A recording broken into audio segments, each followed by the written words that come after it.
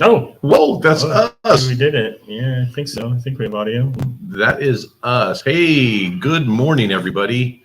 Brett Chittum, CNWR. This is Business Technicalities, and I'm here with Jason Slagle. Hey. so much easier to point you when I'm sitting next to you.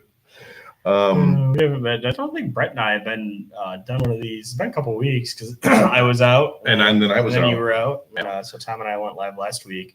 We're behind. We normally like to record these, but we didn't get one recorded last week because Brett was in Nashville most of the week at an Anger Micro event. How'd that go? That was actually a lot of interesting dynamics because I think you work with a lot of partners and you work with a lot of different people. And we had an issue come up while we were down there that we needed Anger Micro for. Previous to that, but yes. Yeah, but we were able to get things solidified because of the partnerships that have been built. And I think going to these events helps you to build those partnerships. Yeah, I mean, for sure. It's I think it's more valuable for like you and Brett or you and Travis to go to these things than me. They are not technical enough for me, and It's the crowd full of salespeople, and it's not my jam. You barely like sitting next to me. No, that's fine. Yeah, it's just not my jam. I'd rather go to. I mean, I was at last week while you were down there. I was at GERCON, right? Yeah. So. That's more my jam. Those are more my people. The MSP stuff is more my people than the salesy stuff. I'll go to it. I like the SMB Unplugged event. It's a little smaller, so I'll probably continue to go to that one and then send you guys a one. And that was the one in Cleveland, right? That was the one that was in Cleveland. It's usually in Buffalo. Cool. So I think we're doing it. We have made absolutely zero show notes for today, which is always fun. We're talking about merger. Yeah, we're talking about update. We've got some bumps along the way and some other things. I think the finality of all of the billing upset will conclude today. I've got the last couple of agreements to finally create that I've been sitting on for a little bit, and I've got a bunch of like other things you've sold to create agreements for, and some auditing to do. But yeah, I mean it's gone. As expected, I guess. Well, yeah, but I mean, as expected is relative when you think about, client expectations, right? Because nothing changed for your clients. Yeah, for sure. So you think about that, and I think we've been talking since last night about an issue going on right now with a current client that was an LTS client. Yeah, is now merged in and has signed the agreements and became a CNWR client. Yet, I think expectations prior to were a lot different. And I think that generally anytime there's change, people will look to that change is it's almost confirmation bias, right? Like the change has caused an issue that they're having when the reality of it is it's probably not that, right? So we can just talk about it real quick. I've gotten, I don't know, since the merger, there was one in a couple of different Tom's videos, and then there was one since then, that one that we're dealing with now, where the words "since the merger XXX ... have occurred, and man, they sting. They hurt a little bit because from a services perspective, really nothing's changed other than the fact that we're centralized dispatch now, right? So like our dispatcher here. She triages and assigns the tickets up to the guys rather than them just working in a very ad hoc way, which is like whatever came in they worked on. And so in a couple of instances where she was off, our dispatcher had COVID and Matt was stepping in and doing some of it, and we don't really have a good backup plan, right? That's exposed the fact that we need to have some depth in the dispatcher role as to who's responsible for it when she's not out or what the plan is. Right. There's been a couple of days where tickets sit a little longer than they should, and that it happens. But the other big change that's happened since the merger is on the Lawrence side. The techs used to do all their own billing. We don't do that, right? Like we use ConnectWise Manage. The techs tend to use Nilier. I think that's how everyone says it. I call it Nilier because it's linear. Yeah, everyone else calls it Nilier, so I'll go with what everyone else is saying. We use that, right? So the techs get on a ticket, they work the ticket, it makes their time, and then when they're done, it logs it. Right. And I got a bunch of rules set up that we've created in Roost that handle some of your billing idiosyncrasies. Like you Right. had something where 15 for minutes certain clients, free. 15 minutes for free, Right. right? So we're handling all that. But for the clients that aren't fully managed, and on the Lawrence side, there were only a handful of them that included all labor. For Right. clients that did not include all labor, they're getting billed accurately now, which has caused some strife. Right, because I think the techs were fairly generous in the client's favor in previous lives. So they were, something may take them 3 or 4 hours to do. They felt bad about it. And so they only billed an hour of it, or maybe they let it fly under the 15 minutes free, or they're like, well, the client's paying us a lot of money, so I'm not going to bill that. And we've largely removed those decisions from the tech's hands. And it's created a little bit of strife, and it's created since the merger, where people believe that the quality of service has gone down since the merger. The reality of it is that up until this point, we haven't crossed the streams at all.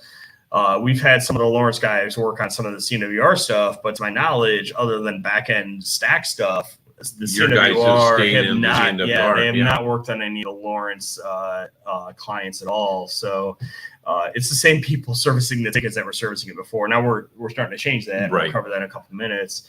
But that's been a little bit bumpy, right? It's hard to not take that stuff personally. Well, and the thing is, when we went at Lawrence, we went to a ticketing system about 1.5 years or so prior to this merger, and had a lot of different bumps, similar, because clients were used to just calling and getting things fixed, and understanding that sometimes that needs to happen because of an emergency situation, but we were doing it for everything, right? Yeah. And then the ticketing system comes up, and clients complained about that, which it was different. And I think people, it's not complaining about that they're not getting service. They're complaining about the change and the difference, and they perceive that as a level of service.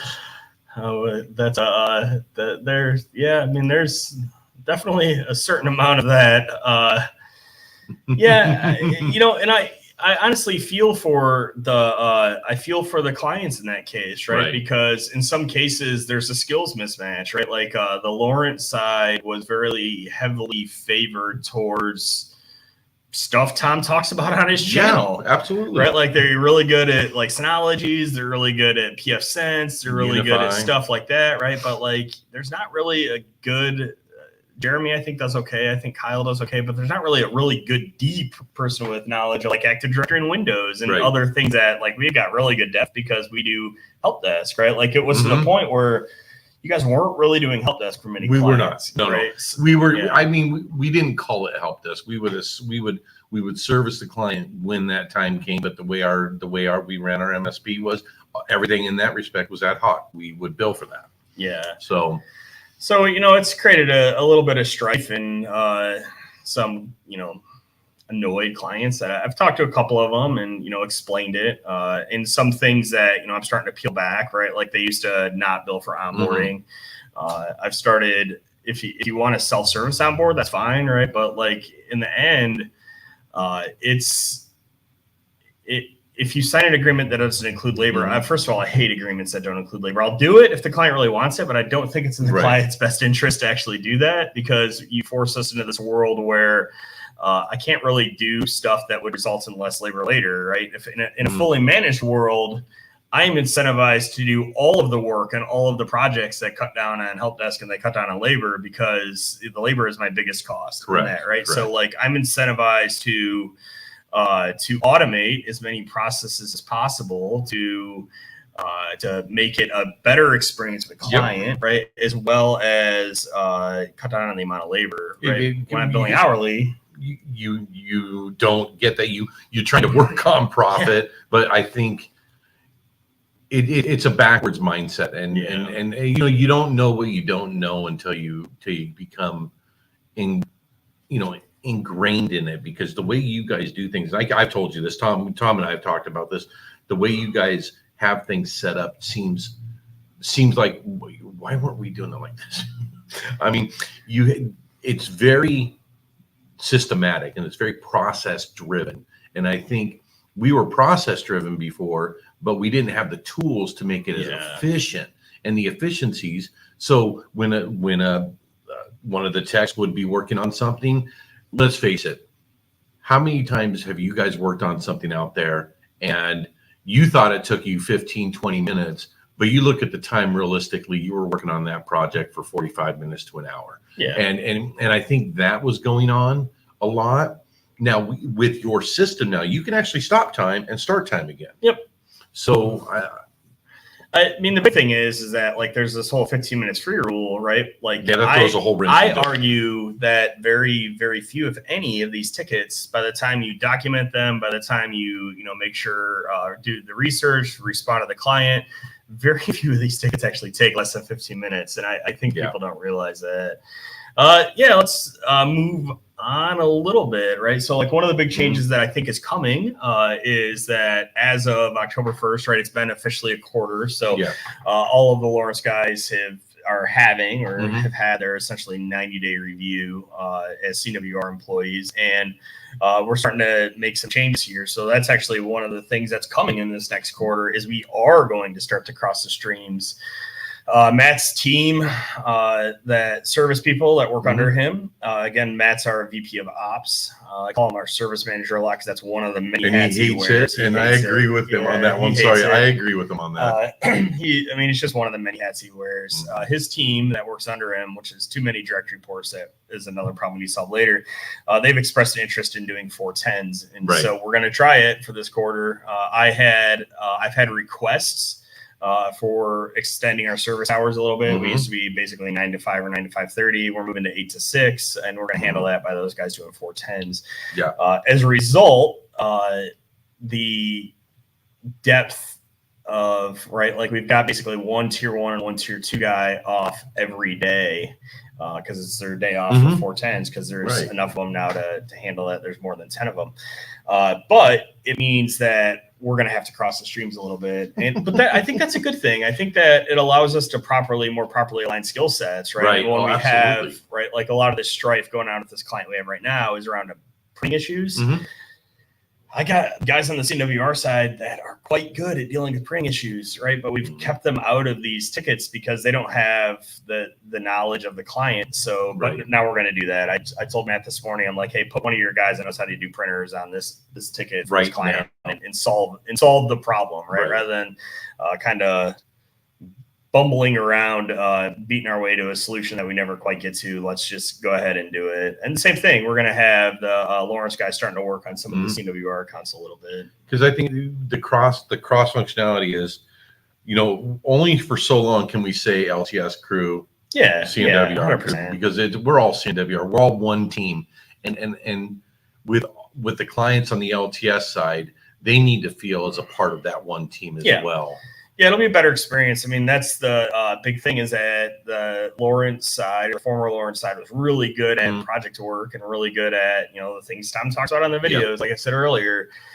So I want to start bringing those things to bear to help the CWR clients. But at the same time, when you've got clients that need more traditional managed services needs, like our entire practice is built around that, right? So like we've got that dialed down and it's actually quite good. So letting some of the CWR service people help out with that, I think will help. Well, I will tell you, so I had a conversation with this client, and I'll tell you, this is a client we really like and have had a good rapport with, and we want to continue that.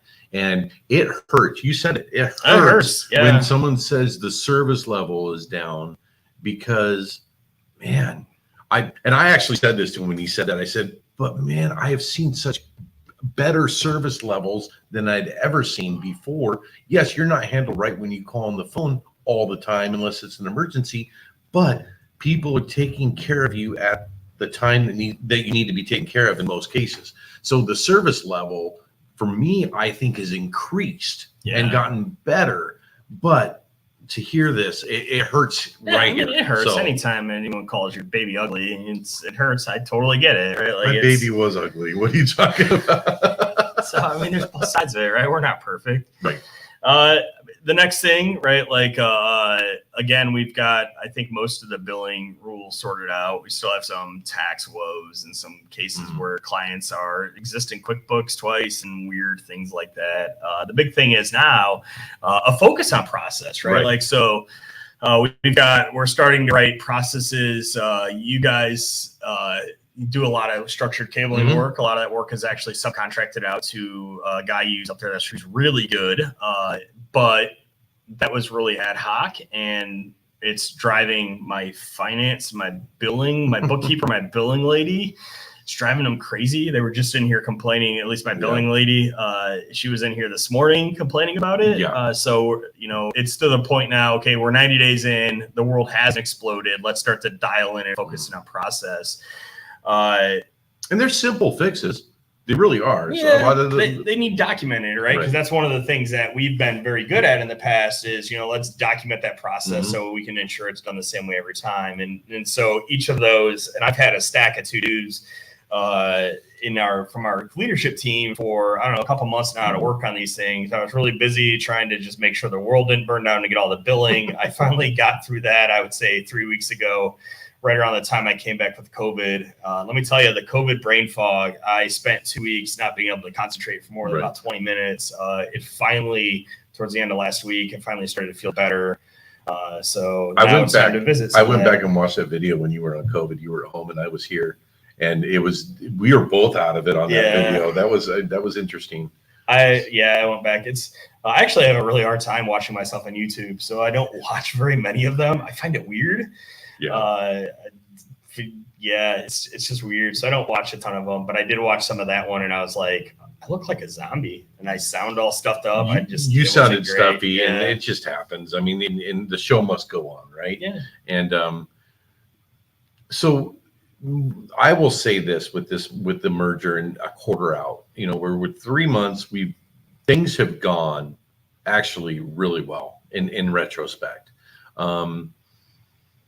I think that we brought on a sales executive. Now, so that's taking time off my plate for her to now go out. And Lori's her name, and she's really learning quickly.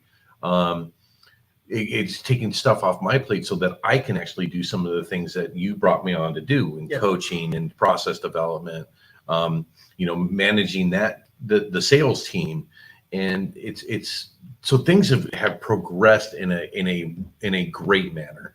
I didn't think we didn't think we'd bring on a sales executive right away. Well, we did, but we didn't know how long it was going to take. It went relatively quickly.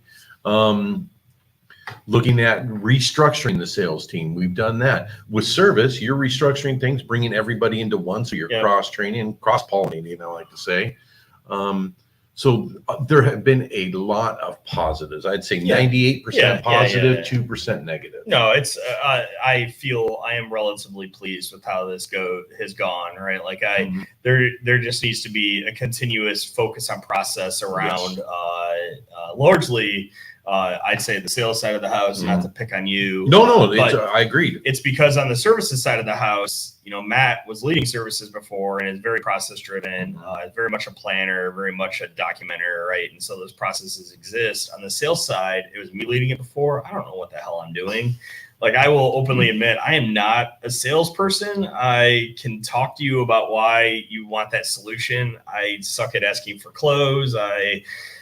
It makes me uncomfortable, right? Like, I'm just not good at that. So I disagree. I'm going to tell you, I disagree. He's a great salesperson. So the processes on that side of the house are probably a little more immature, and so we need to start, focusing in on, what does an account manager do, right? It's like we pay residual commission to those are two account managers, and the expectation there is that you're managing the accounts. And what does managing the accounts look like?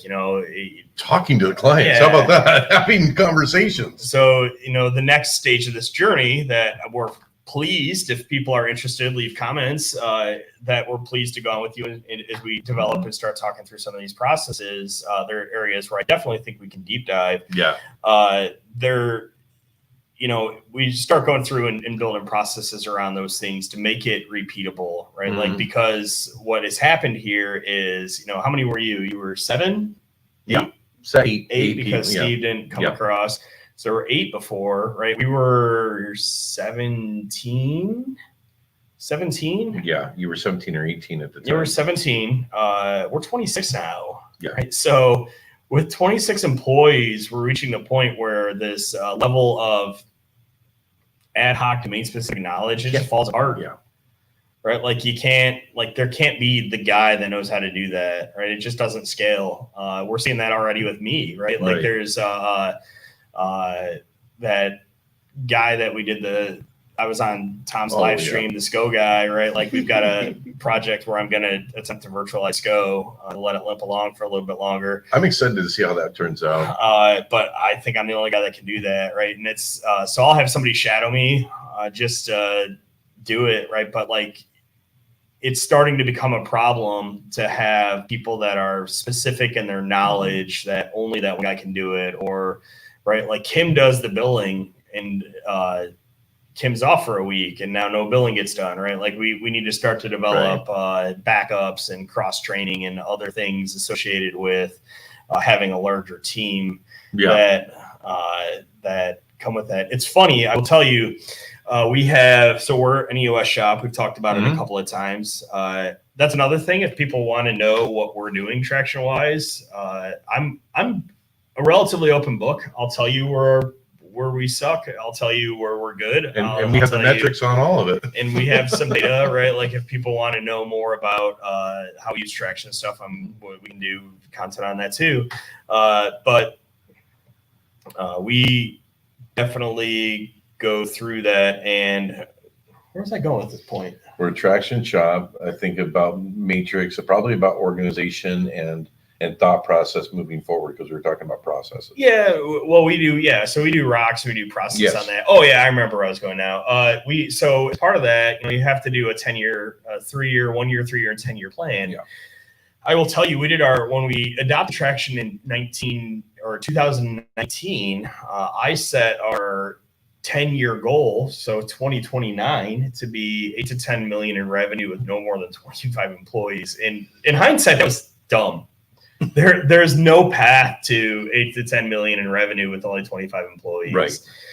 So, we've now since then bumped that number up. But, as a company, I think we need to decide, I don't want to grow beyond a certain point. Like, honestly, there are companies out there that want to just grow forever. And right now, I would say, if we could hit that 8 to 10 million in revenue sweet spot, I don't want to be a company where I don't know everyone's name. Well, and I think every time there's growth, there's culture change, right? Yeah. And there was a culture change in this merger, and I think it's leveled out, but there's always going to be some type of a change as you get bigger. Yeah. And you are a guy that's personal with everybody. You like knowing what their wives' names are and all. I think you like that. I do. But I also have people on both sides now that I think are afraid of me because I can be, everyone here should be shocked that I am direct and blunt, right? Like I don't have a social filter. If you could see the email from last night, yes. So I think that that's the people that have been with us forever understand that, right? And they get it. The new employees that came over from Lawrence, as well as some of the newer CWR employees, I think that don't interact with me as much. I think it's a little bit unnerving and daunting for them that I will just call out dumb. There's no offense. Like I don't mean any negative with any of that stuff, right? It's just, it needs to be fixed. And you're very, as a matter of fact, and I think that is not a bad thing, because I will tell you, I've managed wishy-washy, and as a matter of fact, it seems to be that when you're as a matter of fact, things get done faster and people understand quickly what needs to be done. Yeah. That's why I've always talked about in sales is clients, be as a matter of fact, don't try to skate around the issue. Look, we either messed up or this is why it happened. Yeah, that's part of the struggle on the account management and the growth on both the sales on the account management side that we have to go through. There is like, okay, what are those touch points? When does it make sense? How often should you be reaching out and engaging with these clients, right? Like, and don't make it. We had a sales guy at Ingram that he would literally, you can set a clock to him calling every week, right? Because he had a call quota and he was expected. So like we got that, he would tend to call at 6 p.m. because he was signed on the West Coast. He would usually not get us. And then he would just leave a voicemail and it was fine, right? Like, but there is a contact frequency that we'll assign to every account. But what I don't want is I don't want the account managers to also, okay, it's Wednesday at 3, I need to call company X, right? It's like, be a little more like that's a recommended contact proactive. Frequency. Yeah, be proactive. Like learn and understand your accounts, learn what their goals are, learn like advocate for them, right? Account managers, to me, they're advocates. While there's the sales components of their role, they should be advocates for the companies that they're serving. They're the conduit. They are the olive branch that the company extends for them to be taken care of. So one of the things that I believe, and we talked about this morning, we have a Slack channel that just deals with client interaction stuff, and watching that and going, okay, boy, one of our clients has a lot of things going on. Why is it? And you ask the question, why is this happening? Yeah, that's actually one of the struggles I have as we get bigger is that we have an integration that all of our managed tickets that come into the help desk, they end up in the Slack channel, and I watch the channel, and so I try to keep an eye or a temperature and a pulse on. Okay, reading into that ticket, it seems like maybe we've got some issues in anger, and I'll usually reach out to account management, but it's getting harder the bigger we get, the more clients we get, especially the Lawrence clients. I don't have that relationship with any of them, right? Maybe we need to fix that. Maybe I need introduced to some of them. I know we're talking to the one today.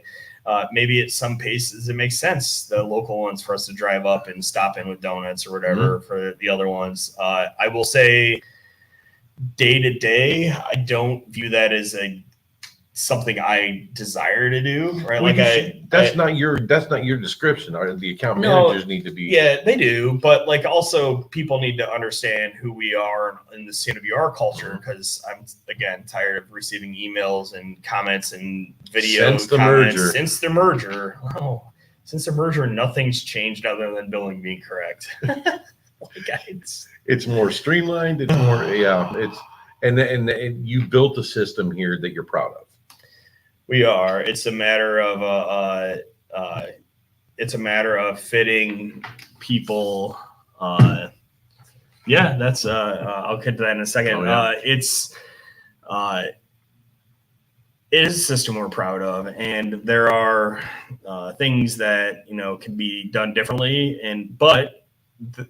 as in all things, so Matt Lee and I just gave a talk called MSPs Suck, but the world without them is worse at GERCON. And one of the things we talked about is the problem isn't the MSP in many cases. The problem is the operational maturity of the MSP and or the client, right? And so we on the CWR side have dealt with for years a certain expected operational maturity of clients that there's a little bit of a mismatch there, I think. And some of the clients on the Lawrence side are potentially a little less operationally mature. And it's on us to help elevate them to be a little more mature with that stuff and to get there. And we'll probably lose some along the way because you can't, right? There's only so much you can do.